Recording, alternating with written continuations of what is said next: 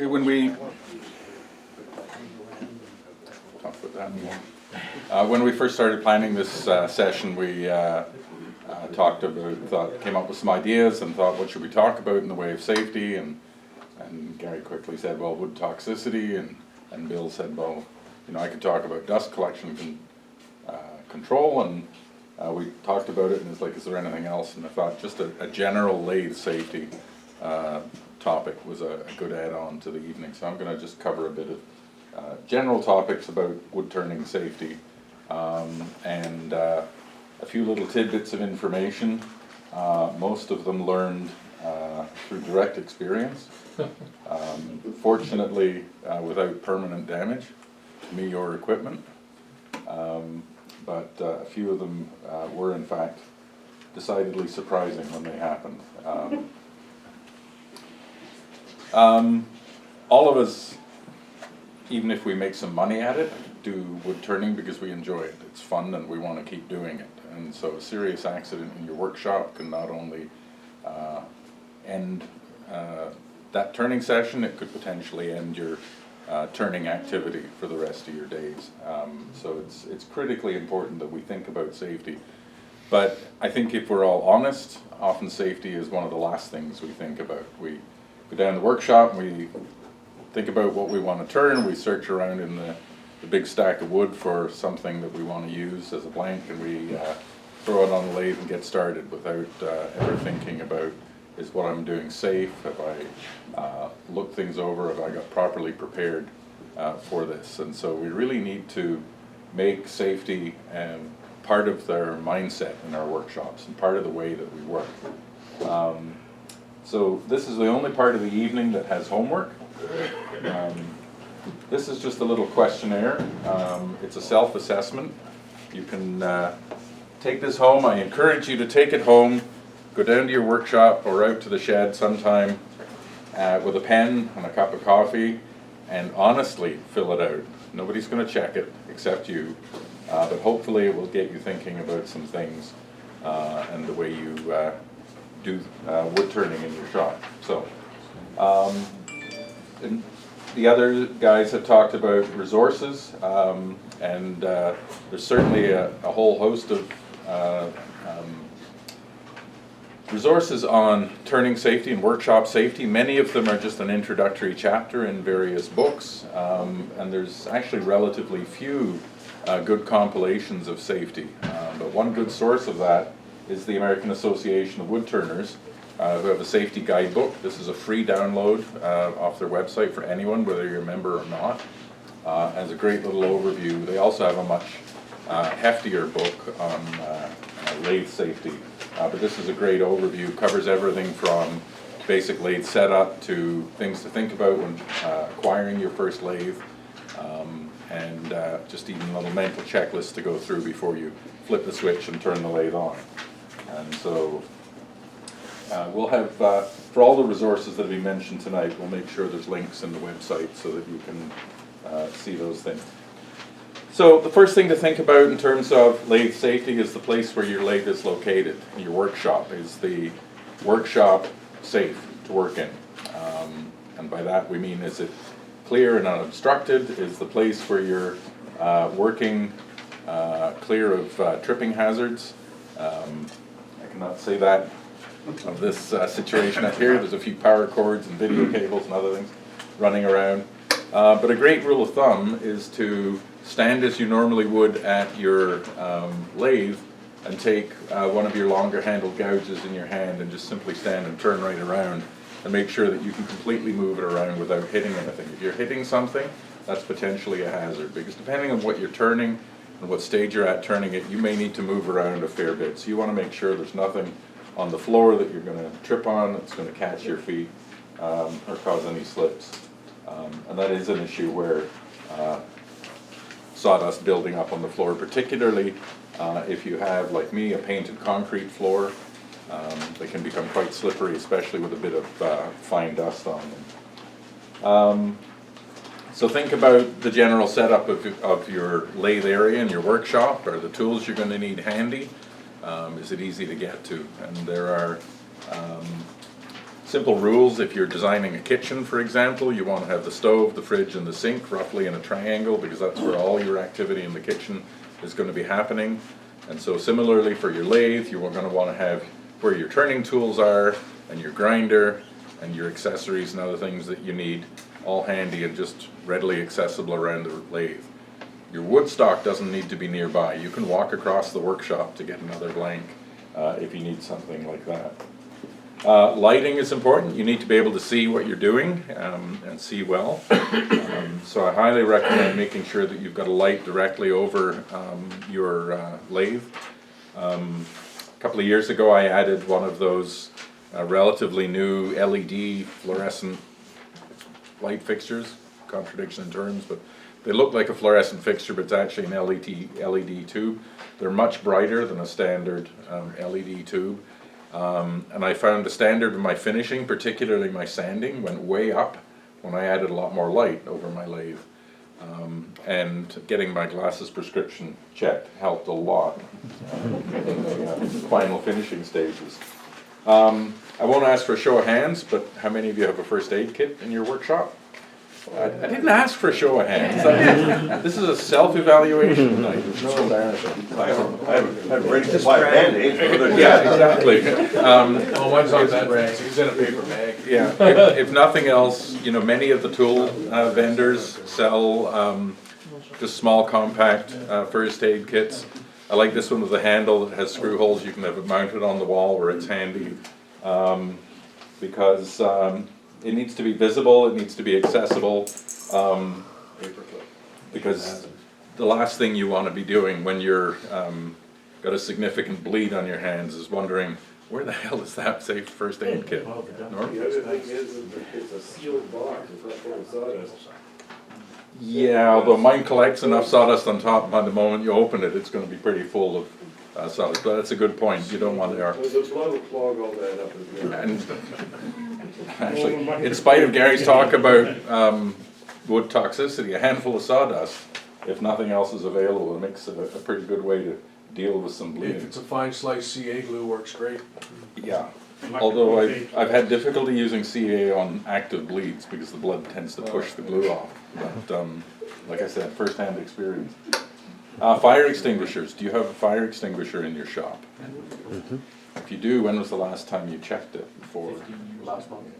And so particularly the dry chemical ones every 6 months. Great way to remember that is every time the clocks change, make sure you take it off the wall or wherever, turn it upside down, give it a good shake, because all that chemical does tend to settle in the bottom of it. So give it a good shake, make sure everything is loose. Phones. Think about having a phone in your workshop. I had a dial phone for a while. Yeah, maybe. Yeah. And think about not using your cell phone. And I simply say that because it's a really good practice to run an extra wire from your phone service, put a phone jack in your workshop, and mount a phone on the wall. Just one of those $10 hang-on-the-wall phones. Because you don't want to be down in the workshop with a significant injury after something happened and be thinking, where the hell is that cell phone? Oh damn, it's on the dresser in the bedroom 2 floors up. How am I going to get to it? Or I'm dying. No, I mean my phone's dying.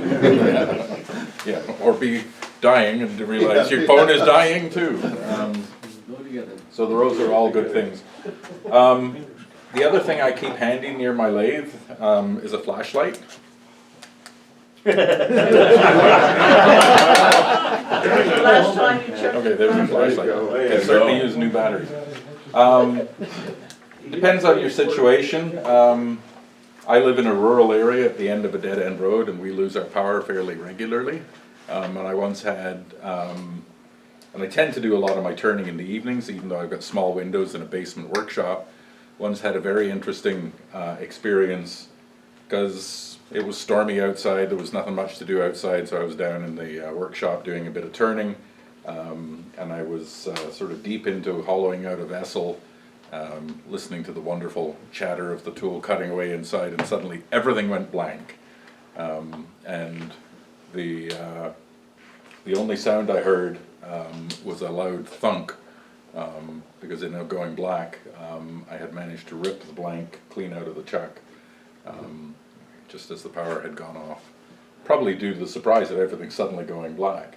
And just finding my way out of the workshop was then a bit of a challenge, wondering what I was going to step on or trip into. So having a flashlight handy is a really good idea. Actually, a better idea for your shops too, if you have no windows and stuff like that, is you can get the little emergency battery backup lights. They sell them at Canadian Tire and stuff. They just plug into a plug, and Yep. then it detects power out. It comes on. The and minute leaves the power you goes for out, it half just an hour or so. automatically comes Usually on. get Yeah, 3 of it's a them great at idea. Costco in a package. Yeah. I Yeah. got them all throughout the house, and when the power goes out, which goes out quite often, everything Yeah. lights up. Right when you do that. Increasingly frequently, as years go by, it seems that Calum, more one often. other point, since you're talking about safety, if something like that happens to you, shut off the switches on your machinery. Because the power may come back on 3 o'clock in the morning, suddenly your table saw comes on or your lathe comes on. If there's still something in the blade or mounted on the lathe, it could come flying off and causing a lot of damage. Most of it comes back on. And while you're there, yes, it could really Yeah, surprise you. yeah. Reaching across something. and Reaching something across, like that, yeah.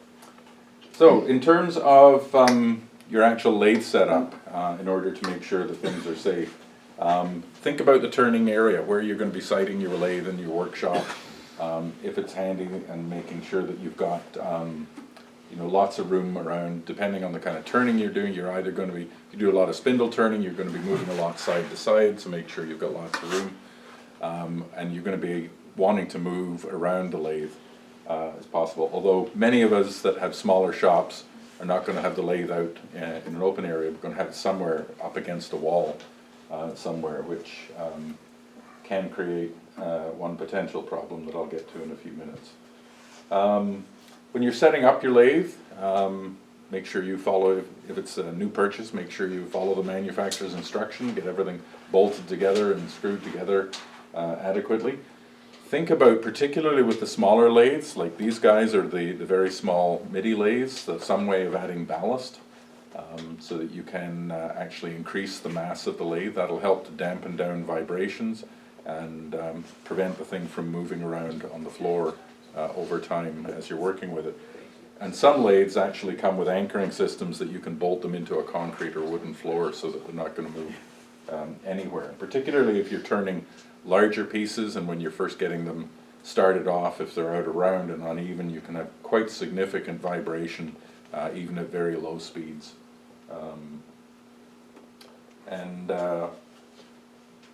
There's a lot of designs for home-built lathe stands that basically down the bottom have a large box that you can fill with gravel or sandbags or whatever, just to add as much weight as you can. Your lathe is something you're not likely going to be moving around a lot, so once it's in position where you like it, load it up any way you can.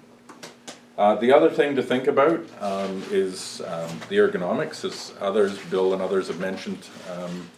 You tend to spend a lot of time at your lathe, and so you want to make sure it's comfortable and you're not going to do any injuries to yourself just because of you're spending too long at the lathe.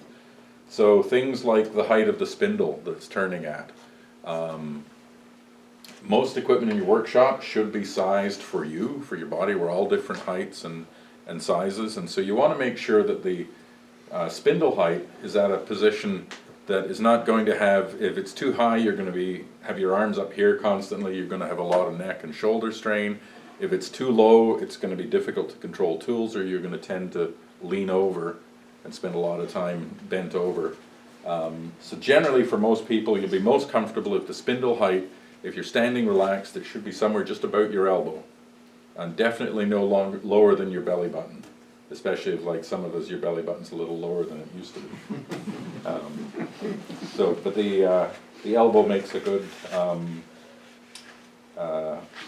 reference point for that. Because we're going to be standing at the lathe for a significant period of time, some kind of padding on the floor, an anti-fatigue mat. There's some great ones sold here at Lee Valley. Very much the kind of thing that you get what you pay for. So if you buy a proper anti-fatigue mat, those sort of thick, spongy ones, it's gonna be very good. A cheaper option are those little jigsaw type foam mats you can get at the home building centers that lock together. You can even get them in pretty colors if you want. They are not as good as a proper anti-fatigue mat, but they're better than standing on concrete for hours, which will cause significant back and leg strain. Bill's talked a lot tonight about dust extraction, so I'm not going to get into that at all. But think about maintenance on your lathe, and it's important that you keep it well maintained. If things are supposed to be adjusted and tightened, make sure that they are regularly. If any damage occurs to your lathe, if something's cracked, get it replaced or fixed. Don't ever use a lathe that's got significant cracks in the banjo or the tailstock, because that could fail at any point, and an unexpected catastrophe could result. Think about tool storage. I mentioned that many of us will tend to place the lathe up against a wall, and a really convenient way to have all of your gouges and other tools is arranged on a wall rack like we have over here. And the most obvious place to put it, if this was up against the wall in my workshop, would be right there. So I have all my tools laid out in front of me. The problem with that is it means every time I reach for a new tool, I'm having to reach over a potentially spinning, awkward shaped piece of wood. So it's a really good idea if you have a wall-mounted rack, or if you have a freestanding tool rack or holder, to have it at one end of the lathe to the side. Again, it's that sort of triangle affair. And you can have a really nice and effective setup if you've got your tools in one area, you've got your grinder at the other end, and the lathe in the middle. So it becomes your whole suite of turning needs. Also, a lot of lathes come with a stand that has a shelf down here. Great place to store stuff that you're going to need once in a while, your spare finishes and your sandpaper. Not a great place to be keeping tools, because you'll tend to switch from a gouge to a scraper or a skew chisel and reach down again, and a very good chance of inadvertent contact with the spindle, and a real risk, although not a great risk, looking around the room for people with longer hair. But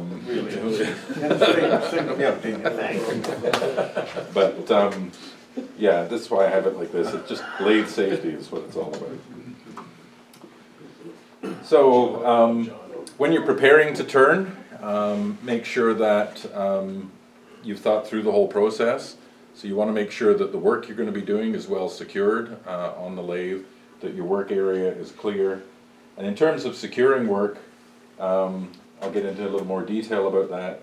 But you want to think about how you're going to secure the piece to the headstock to make sure that it's turned, whether it's a faceplate turning you're doing or spindle turning. It's going to have different ways you can try it. Think about what you're doing with the tailstock and how it's going to be used as you're turning, and in particular the tool rest, because this is, once everything's set up and ready to go, really the tool rest and the banjo are the only pieces that are going to be moving around a fair bit. Adjust the lighting for what you're doing. If you're going to be hollowing out a large piece, your overhead light is not going to be that effective. So it's a really good idea to add some additional light, like these little clamp-on things. You can pick these up really cheap at Canadian Tire or anywhere else. Just put a regular light bulb in them, and you can literally put them on anywhere and add lots of additional light to your work area, or even the sort of desk lamp type affair like we have at the back on the bench. There is another example, nice and adjustable. And there's great little lights that have magnetic bases that you can literally stick them on the lathe bed or anywhere that you need them. You can get the light directed right in there. I really like using these LED light bulbs that look like the old-fashioned light bulbs. I guess they're old-fashioned now. Can't buy them much anymore. For two reasons. One, they're really nice and bright, particularly for the cost of them. The other is that they're plastic. Not quite unbreakable, but if something hard does hit them, you're not going to have shattered glass flying all over. And they don't get very hot. So if you break a regular glass light bulb, you're going to have really hot glass and potentially some near molten metal fragments from the filaments and that falling into the potential dust and shavings on the floor. And they're cheap as hell to run. And they're very cheap to run, yeah. So get your lighting adjusted so that it's gonna let you see just what you need to see. If you don't need that anymore, can you turn it off? Well, I wanted to make sure Dave had lots of light to get my good side. You've got the deer on the headlight back here. Time to ask all those hard questions. Yeah, when we get to the grilling at the end, we can turn it back on. Yeah. Think about what you're wearing. Many of us just go down to the workshop to play around in whatever we're wearing. But it's a really good idea to have an actual turning smock that's going to cover up particularly the neck, keep the dust out, and the wrists as well are typically elastic. A really common feature of turning smocks or other apparel is they don't have any pockets on the front. And that's so that there's nothing hanging open to catch on anything that's turning, because sometimes you're going to want to get in really close physically to the piece that you're turning, particularly if you're taking very light final cuts, or if you need to get in to see what's happening inside a hollow vessel that you're turning. So they'll have pockets in the arms or pockets for bigger pieces in the back of the smock, so there's no open pockets on the front.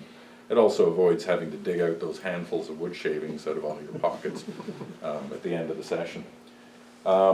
So if you have long sleeves, make sure they're buttoned up. If you roll up your sleeves, make sure they're rolled up well and high and good and tight, and make sure you keep an eye on them so they're not inadvertently coming down. Because at the rate that these things are turning, particularly if you're doing spindle work and you're running at 1,000, 1,500 or higher RPMs, if you catch the cuff of your sleeve on that, you will not have time to think about how much it hurt when that part of your arm came around and hit you again. How do you know that, Calum? Because it's simple arithmetic to figure out how fast that's turning.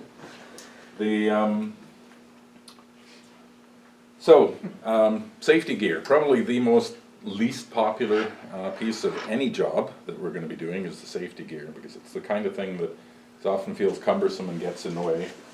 But you want to make sure you're protecting your vision, your breathing, your hearing, and because most of the important senses we have are all concentrated on our face, it's a really good idea to protect your face as a way of protecting all of those. So certainly goggles or safety glasses are a must at an absolute minimum. Face shields are a next best option. There's a few different varieties. There's the sort of $20 version that just has a simple headband and a replaceable screen on the front.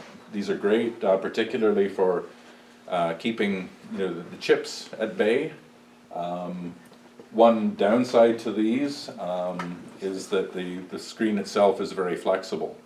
I was really glad I was wearing one of these one day when a large chunk of awkward burl came off a chuck. I had secured it onto a faceplate with the double-sided tape, and was just getting started roughing it out, and one cut that was a little more aggressive than it should have been, the first thing I realized is that it was no longer there. The second thing I realized was that there had been an odd noise behind me, which, as it turned out, was it bouncing off the floor behind me. Third thing I realized from the then building and throbbing pain was that it had ricocheted off my face on its way back behind me. And so certainly having the faceplate on saved me from losing pieces or any bad cuts, but it did not save me from a really good wallop in the face. The next day I felt like I'd been kicked by a horse. So the next step up is the more robust face shield that has a more solid frame all around the face shield, so that will help to protect, and also this one comes down a bit lower, so it will tend to rest on your chest and give a little extra support. Many of the respirators systems, like the Triton or some of the others, actually include a helmet type affair, which is really good, particularly if you are often turning relatively large pieces of wood. And in terms of head protection, I would think anything bigger than 6-inch diameter should be considered large.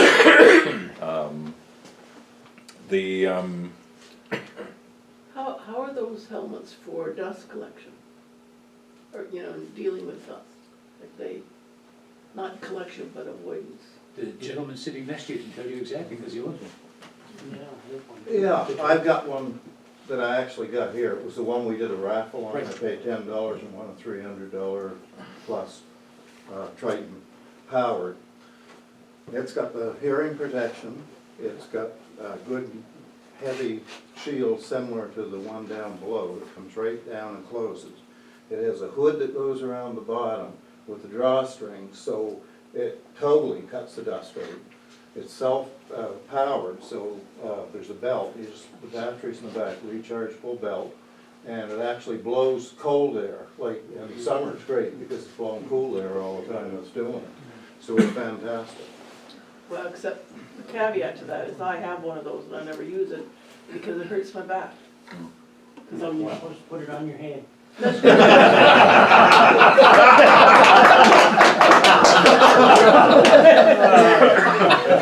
Your right hand, you hit it. Nobody's safe here. Hit it now. Way to go, Joe. I've not used one myself. From what I understand, the answer to your question, Diane, is it depends. It varies with the model and the design. Some, like the Triton, have the battery pack and the motor in a separate pack that you wear hooked on your belt. Others, I forget the manufacturer, but it's a big white Star Wars looking kind of thing that Steve Zwirling uses. And but one of the things that he's not keen on is as the motor and the batteries and everything are in the helmet, and so it gets quite heavy feeling as you're working. They're somewhat claustrophobic too. Like you put the things on and it's sort of. Yeah. It's a matter of wearing it for a while to get used to it. Because I Yeah. have one that's mine safety, I think it's MSA. But it is the white hood, but the battery, I just put in the back of my smock, it's on a cord. But like the first couple of times you use it, it seems like it's kind of awkward. But especially when you're sanding, it's nice when you finish, and you won't have to blow your nose, it's clear. Yeah. Where I find it really good is like if you're doing bowls, you're doing big stuff, and there's a lot of, you're doing a lot of sanding. And I wouldn't wear it turning a pan, or, if I was only putting a small bowl or something like on that, I don't use it. But I've had fairly severe whiplash a few years ago. And I guess one of the reasons I don't use it more than I have is something similar to Diane. If I'm standing over the lathe with your head tilted, well, for half an hour, so you're fine. But after that, I get this whiplash. It's been a long time. It was when they put in the third lane on the McDonald Bridge. That's how long it's been. But it still will come back to haunt me from time to time. And half an hour, you're into that. But it's great for anything where you're turning a lot of bowls, right? It seals it out. You just don't get any dust in it.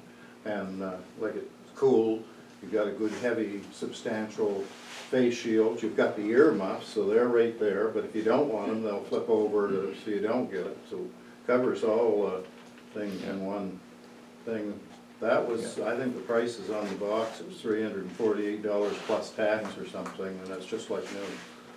I'm not sure if they sell them anymore, Howard. I don't know, but it's got filters, and I've got spare filters for it, and it's a rechargeable battery.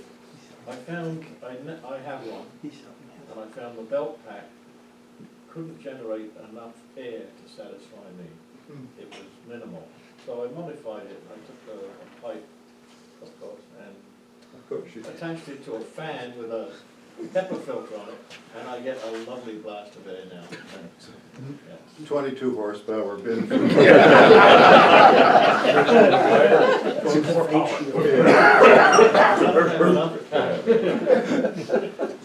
But that does raise the interesting point about hearing protection, and so, you know, again, it's one of these things, we're at the lathe for quite a long time, so anything we can do to protect hearing is good. You can get just a set of, you know, cheap, these are $10 or $12 earmuffs, particularly when you're doing that first roughing out and you've got a whole lot of that chung chung chung chung chung noise. It's particularly important, and it's personal preference as to whether you wear something like this or the insertable foam earplugs that you can put in. It's really good though if you're going to make a habit of wearing hearing protection that you get you know, a better set than the, you know, the basics. These are great if you're out cutting the lawn, but for two reasons. One, you're going to be wearing them for quite an extended period of time potentially, but it's good if you can get the noise cancelling ones that basically cancel out the extraneous noise and still allow you to hear things, because hearing things on the lathe is an important piece of safety. One thing you want to be very attentive to is sudden changes, especially unexpected changes in the noise of what's going on. So if everything's running smoothly, it'll be relatively quiet. All you should hear is the sound of the cutting edge of your tool cutting through the wood. If other things, a sudden vibration, something on the tailstock starts jingling, it means something has shifted on the lathe, something's come loose. Or if you hear a loud buzzing noise or even just a change in the sound of things, it can mean that the piece you're working on is actually cracked, and just two more light cuts and a big chunk of it's going to come off. So be very attentive to changes in the sound of what you're doing. And you'll certainly learn with experience the kind of things that sound the way they normally should, and you'll get to when you hear something, it's like, oh, that doesn't sound right. I think that's cracked, and if you turn it off and look at things, it's, you know, usually you're quite right. And Bill has talked a bit about dust masks and respirators, so I won't get into that. But whatever kind of respirator or mask you're using, the acid test for that is after you're done. As Gary said, go blow your nose. And remember that what you find in the Kleenex and you know, Paduke or Rosewood are great things to check that, because it shows up bright orange or bright purple or whatever you're doing. But that's only the stuff that the mucous membranes in your nose and sinuses actually caught. The rest of it went right on by and is down nestled in your lungs or your the rest of your chest somewhere. So it's a great test to see just how effective your breathing protection has been. So securing the stock on the lathe, you want to make sure that the stock is, you know, well secured on the lathe, that nothing is going to come off until you're using your final parting cut to take it off deliberately. There's all kinds of different ways. We could spend an entire night on different ways to mount stock on the lathe, but just a few common ones: a typical faceplate that using a series of screws you mount onto the blank, and then the whole thing gets threaded onto the spindle. Yeah. Don't use drywall screws. Yeah, I was just going to say this one has 8 holes in it. How many screws are you supposed to use to mount this on a piece? There's only one right answer. It's 8. These are not optional. Also use good quality wood screws, not drywall screws, which are very brittle and snap suddenly. Not deck screws, because deck screws are designed to be easy to put into decking to hold the decking in place on the joist, and they have virtually no side-to-side strength, and so that's exactly what's being applied up to the screws that are holding these, is sideways torsion. So if you take a number 8 deck screw and a number 8 wood screw and hold them up side to side, you'll see that the wood screw is much thicker in the shank than the deck screw. Deck screw is designed to have a thin shank to go in quickly, using largely battery-powered tools. What about sheet metal screws? Sheet metal screws are fairly good. They've got a thick shank and they have quite aggressive threads typically. But yeah, just not drywall screws and not deck screws. Sheet metal screws are usually aluminum, aren't they? No. Yeah, don't lose the aluminum Take screws. a pair of pliers, if you can cut them, don't use them. Yeah. Yeah. It's a regular Um, 8-inch pliers, you put them in, you can cut them. And so, another really popular way to secure wood is with a chuck, which simply gets threaded on there onto the headstock. Once it's on and nice and tight, you're ready to go, except there are two, or depending on the model, one or two little set screws in here that you want to tighten up. Make sure you tighten them up. Two reasons. If you have a lathe that reverses, particularly if it reverses conveniently with the flip of a switch, and you haven't tightened those up, that will just come spinning right off the headstock with very little warning.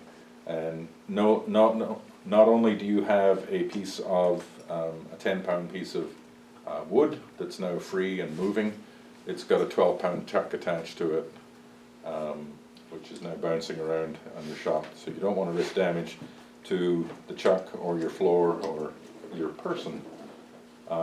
The other reason to make sure the little set screws are tightened up is if you put it on there and forget, over time the vibration will cause them to loosen and they may back themselves right out. And if one of those little set screws comes out at 1500 RPM, it will be traveling at something in the order of 80 kilometers an hour. As that little 22 gauge chunk of metal goes ricocheting across your shop. Comes a 22 caliber It's bullet. pretty much equivalent to a 22 caliber bullet, and you do not want to be taking it in the chest. And then try and find it. And then try and find it. So if you're doing spindle turning, there's a variety of ways that you can secure the work. Typical spur drive, like we have, has the typical 4 spurs and a center point on here that you need to make sure that those spurs are all fully engaged in the wood stock that you're turning. There are some varieties of spur drives or drive centers that will make it easier to avoid problems should you get catches or if you're just starting out, and you don't need to be too worried about them. One example is the stab center, which instead of having 4 big teeth has many little teeth all around the outside. The idea being that if you do have a catch and it jams, these little teeth will tear free from the end grain of the wood, allowing the wood to stop quite suddenly, allowing you to take the tool out of the wood and then carry on. You can just simply then tighten up the tailstock a bit to re-engage the teeth. Pass that around so that people can see it. Calum, the one-way has a better system. But yeah. This one will destroy your wood. Yeah, that one, yeah, you've essentially, once the wood stops, that thing's still turning, so it will continue. It's a really, really tiny little hole cutter at that point, and it's just going to bore its way into your wood. This is the one-way version of I think they call it a safe drive or safe center. It has no teeth at all, and just has a sharpened ridge that will dig into the wood. And by tightening up the tailstock, you can create enough friction that it will turn the wood quite effectively. But should you have a catch, then it will simply allow the wood to spin, as Robert points out, without doing too much damage to the You can wood. still be quite aggressive using that drive center.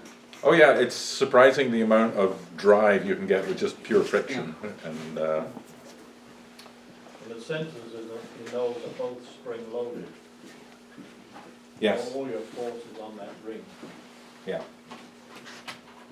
Yeah, and that one you can actually lock the center in. There's a little set screw in it that allows you to, so the point in the center you can adjust the height, or just as Richard said, allow it to float free so that it's on the spring. So I also want to talk about safe speeds for turning things. There's certain upper limits that you want to get to, or stay below rather, not get to.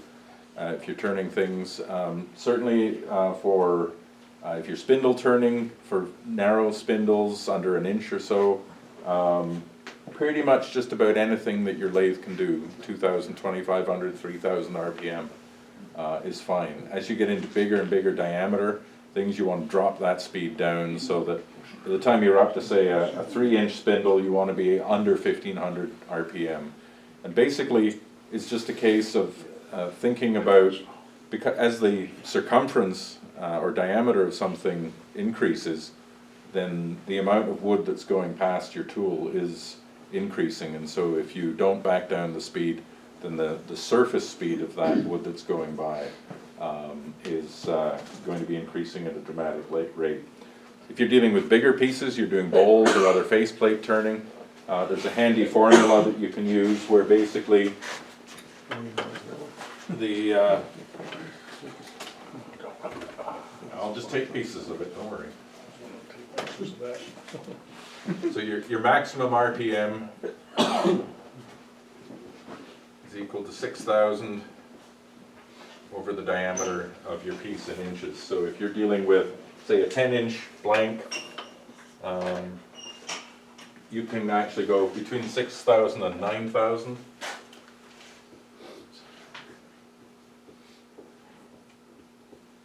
So if you're dealing with a 10-inch blank, your safest speeds to be running that are going to be 6,000 divided by 10, or 600 RPM up to maximum 900 RPM as your maximum speed.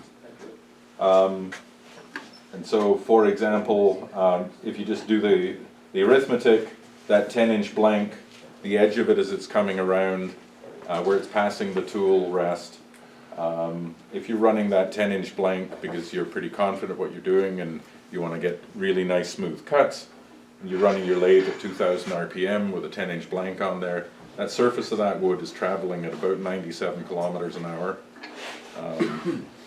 And so if you, for example, get distracted and do something silly, the cutting edge of the tool, if it catches in the wood, it's going to be traveling down at about 90 kilometers an hour. If it's a long-handled gouge, for example, means the other end of that handle is going to be coming up under your arm at about 85 kilometers an hour. And that's not the kind of impact that you want to have in your ribs or your arm. Yeah. Calum, one thing I've noticed about YouTubes, a extremely large portion of wood turning YouTubes, when people talk about speeds, they're way over the maximum speed for the guy. I see it consistently with guys who are pretty good turners. But so, when I teach, I tell students, be extremely selective of whose YouTube you watch, and in most cases, I'll give them a list of 3 or 4 people, because the speeds are ridiculous for what they're turning. Well, maybe that's how they're able to get away with it, because they have the experience, but they've had the experience. Well, having the experience and putting out a YouTube is one thing, but there's no controls from YouTube for what is dangerous and what's not. And the beginner looks at a YouTube and it's a guy who's reasonably notable, and a lot of these YouTube guys are just the guys in the community that's got a camera and they put it out. There's no, they don't even know what they're doing sometimes, but their speeds are way in excess of what they're shooting. That's a good point. My particular ones are people using table saws on YouTube videos. There's some that I just had to turn off because I couldn't keep watching them doing what they were doing. Just a couple of, that's basically the main topics I wanted to cover. A couple of little additional pieces, little safety tidbits, I guess. One of the challenges with these scroll type chucks, if you're having to open them up a fair bit so that you can get a grip on a really large tenon, often the edges of the jaws, these corner pieces here, and the jaw slides themselves will be sticking out. And so there's a really handy little gadget, really high-tech piece of gear. It's called a chuck cuff, because it's like the cuff of a sweater. And it's just elastic, it's brightly colored, and it slips over there. once you've got your piece mounted. So remember to put it on the spindle first before you put the blank on there. And it covers up all those sharp edges. It will not prevent injury, but it will turn a really nasty cut into a bruise. And it does show up really well. You can get these at Lee Valley quite cheap. It's, Could just put a bandage around it. you could put bandage Skip- around it, yeah. Skip The other thing you can do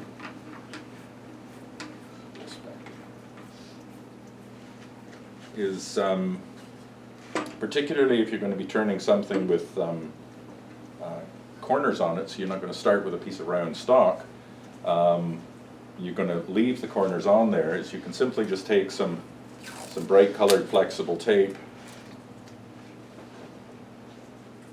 put a few pieces of tape on at strategic places, making sure that they stick up from the surface like little flags.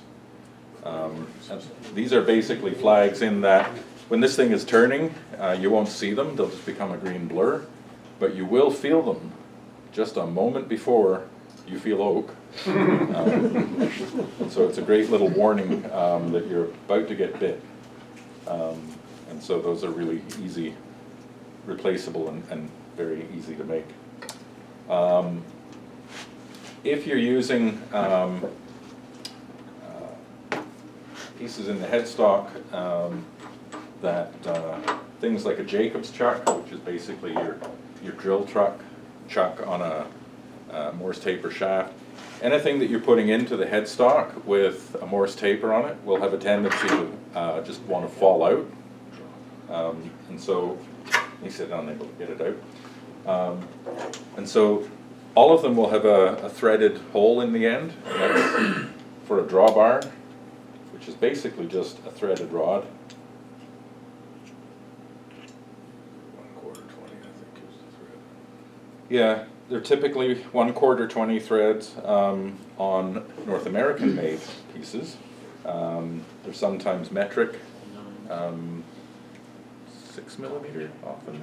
Sometimes 8 mm, 10 mm, 12.